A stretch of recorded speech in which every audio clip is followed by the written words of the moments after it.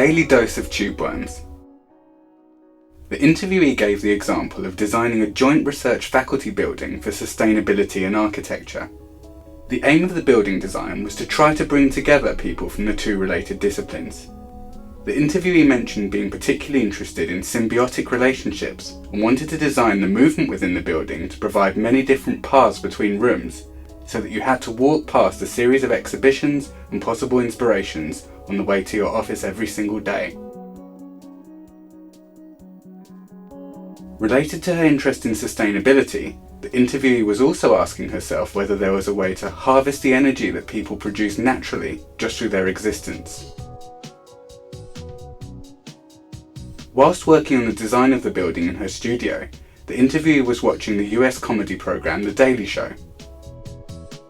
The interviewee explained that she frequently watched this particular television show, where the host tears apart everyone, whether you're conservative or liberal, and talks to a guest towards the end of the show. One particular guest was a geologist who had found the wreckage of the Titanic. When asked about his most significant rather than best known finding, the geologist described finding large ecosystems at the bottom of the Pacific Ocean, where giant tubeworms had a symbiotic relationship with creatures that would capture sulfur that had escaped from the Earth's crust and lived inside the tubeworms. The interviewee found this particularly inspiring, as this all had to do with energy and sustainability, as well as symbiotic relationships.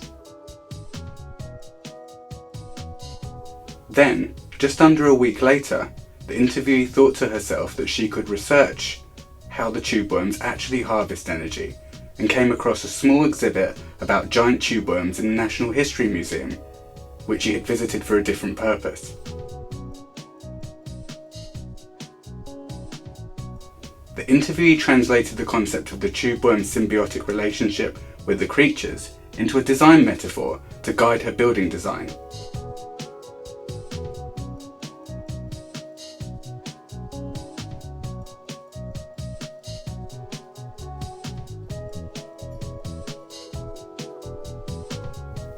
She used this metaphor to design the building based on a symbiotic, sustainable concept where spaces within the building live off each other, where if you had taken something and cut it off, you were cutting off some of the life source.